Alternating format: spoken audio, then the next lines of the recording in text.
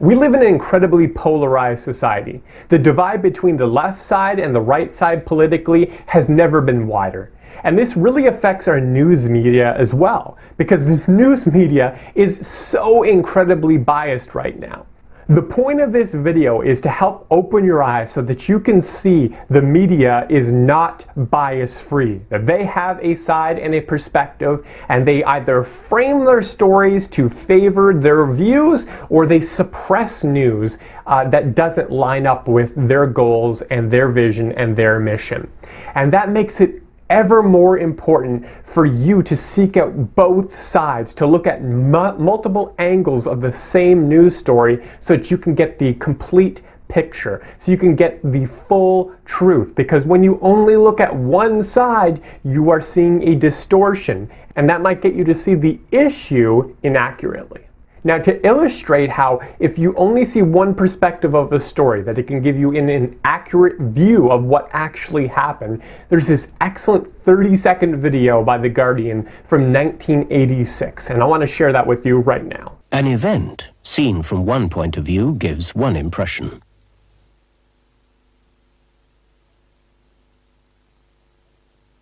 Seen from another point of view, it gives quite a different impression.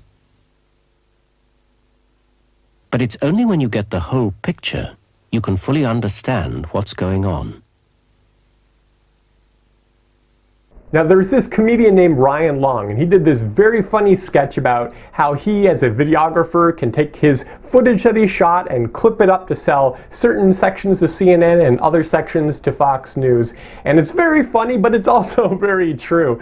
Just watch a clip right here. For example, yesterday, some protesters were antagonizing the police, throwing rocks at them. Clip that out, vintage Fox News. Then moments later, when the police responded with wildly excessive force, now I have a clip for CNN. A shopkeeper saying something racist obviously goes to CNN. The looters robbing him blind 5 minutes before Fox News. Last week, black protesters talking about how they're fighting oppression, classic CNN. But then when he goes on to say that's why black people need the Second Amendment, chop that puppy up, little something for Fox News. Now, what makes that video so funny is because we recognize that there are biases within these news organizations. CNN does have a bias to the left, and Fox News does have a bias to the right.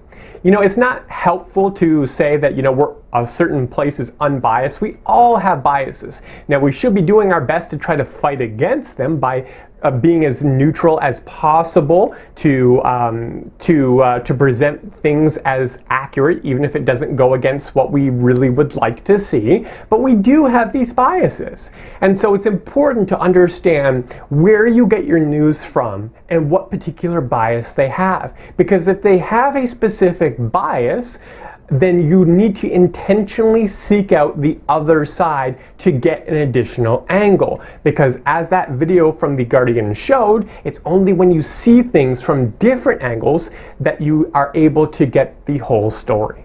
Now, you might not be convinced that there's really that much bias in the media. You might think of the term fake news and just think, oh, isn't that just something that Trump says? But no, it really is. You will see the bias very clearly when you look at, headlines from these news organizations, the same story that they're covering, and if you look on the left and the right and how they frame the story, you are going to see bias. So in October 2020, there is this story about Hunter Biden, who is the son of Joe Biden, and his laptop was found at a computer repair shop. It was not picked up. And the New York Post broke a story on this, and I'd like to use this particular story as an example of how both the left and the right frames their coverage of this story. And not only that, but how some will even suppress their coverage of it because of certain biases. Okay, so let's look at how both the right and the left side of the media has covered this Hunter Biden story and his laptop. So the New York Post are the ones who broke this story. They did this on October 14th, 2020, and this is their headline. Smoking gun email reveals how Hunter Biden introduced Ukrainian businessman to VP dad. Okay, so remember, these are the ones who are breaking the story, and they refer to it as a smoking gun. We're also more on the right politically. Let's look at one more on the right side politically. This is the Daily Wire. And they say, bombshell email shows Joe Biden allegedly met with top executive at Ukrainian gas company Burisma. report. Okay, so once again, they call it a bombshell. So we have a smoking gun and a bombshell, obviously saying that this is a big deal, something to be taken seriously.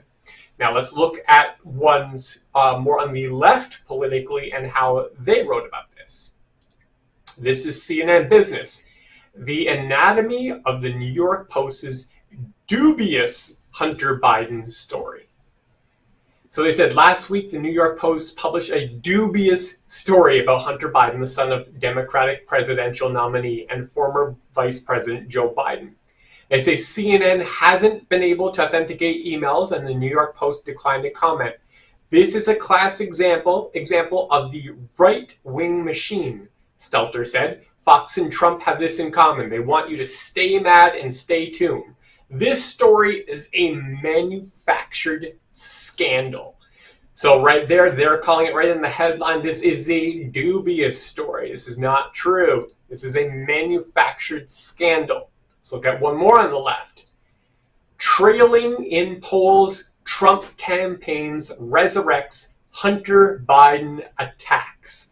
So right there, they're saying this is an attack, and then they assign a motive right in the headline. It's because they're trailing in the polls. So they're saying the reason they're doing this is it's not because it's true, but because they want to gain back up in the polls. So they say Trump and his allies were quick to promote the story as evidence of corruption by the Bidens, but the allegations prompted questions about why the material was being released just 20 days before an election where Trump is trailing his Democratic rival in the polls. So casting doubt on it because of the timing and just kind of making this about Trump and his allies rather than the facts of the actual matter of what's on the laptop.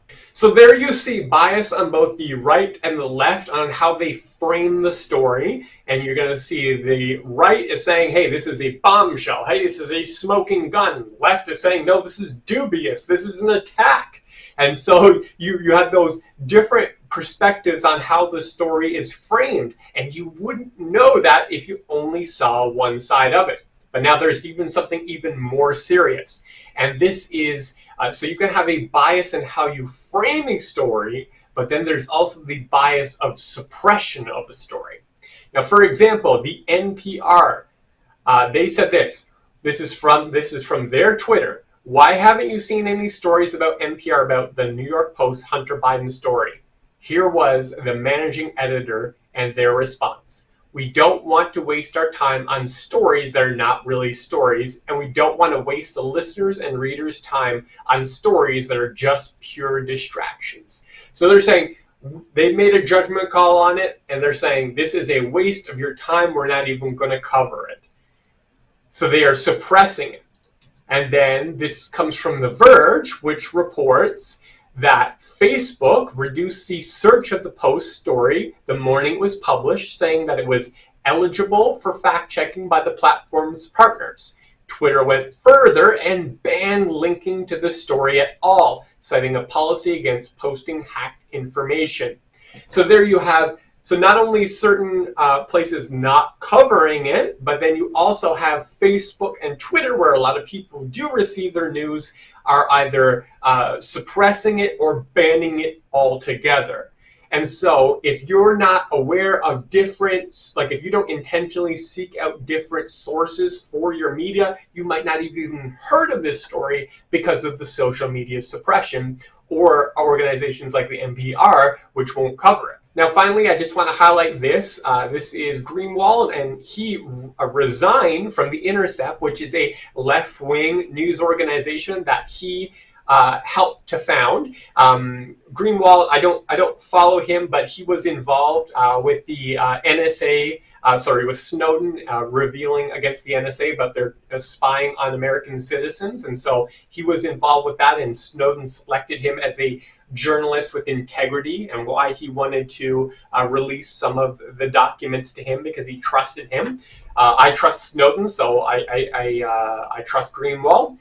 And it's obvious from this that, yeah, he does have integrity, because he said this, that he sent his resignation to the Intercept because he was writing a story on this, the Biden allegation. And this is what he said right here. The final precipitating cause is that the Intercept's editors, in violation of my contractual right of editorial freedom, censored an article I wrote this week, refusing to publish it unless I remove all sections critical of Democratic presidential candidate Joe Biden. The candidate vehemently supported by all New York-based Intercept editors involved in this effort at suppression. And so he's saying all of the editors at this news organization, they vehemently support Joe Biden. And they would not publish his article, which was trying to deal with this issue, covering the scandal in a fair and accurate manner. They wouldn't do it unless they removed all negative representations of Joe Biden. And so he, because of his integrity, said, no, I will just resign. And so that just shows you that the Intercept had a bias to want to suppress it or to only show a more positive view of Joe Biden through this so that it didn't look negative upon Joe. So hopefully I've convinced you that the news media is biased, and therefore it's important to understand where you get your news from. So Allsides.com is a helpful website, and they say this about themselves. Everyone is biased. Allsides media bias ratings help you easily identify different perspectives so you can get the full picture and think for yourself. And they have this media bias chart where they show visually different media organizations according to their online news sections, and they show where they rate on the left to center to right spectrum. And so this is very helpful. I check this periodically. I'm not sure how often they update it, but they do update it, and they just place the different organizations on this chart. And so just think about yourself, where you get your news from, and if it's more on the left, then you need to intentionally seek out the right side of the spectrum to get a different perspective, a different angle. And likewise, bias works both ways. If you only get your news from the right, then you need to intentionally seek out those on the left to get the other side of the story. Now, for myself, I'm more on the right side politically, and so I enjoy getting my website news from thedailywire.com and discern.com. And so in order to check my own bias, sometimes, for example, what I do is I go to the Young Turks, and they're progressives, very far left, and I go listen to their commentary on particular issues to make sure I understand the other side of the spectrum.